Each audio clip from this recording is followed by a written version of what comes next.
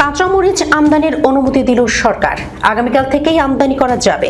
কৃষিমন্ত্রী মোহাম্মদ আমিনুর রশিদ এমন তথ্য জানিয়েছেন।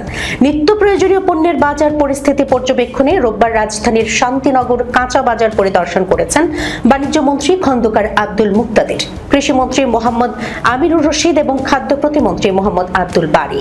এ সময় ঢাকা দক্ষিণ সিটি কর্পোরেশনের প্রশাসক মোহাম্মদ আব্দুস সালাম উপস্থিত ছিলেন।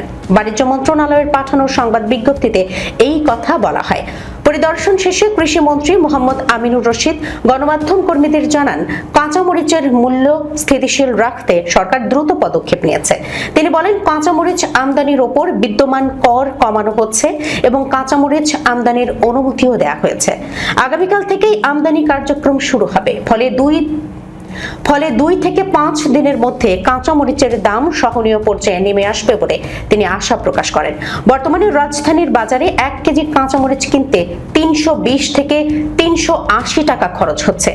2-3 দিন আগে এর দর 400 টাকা পর্যন্ত উঠেছিল।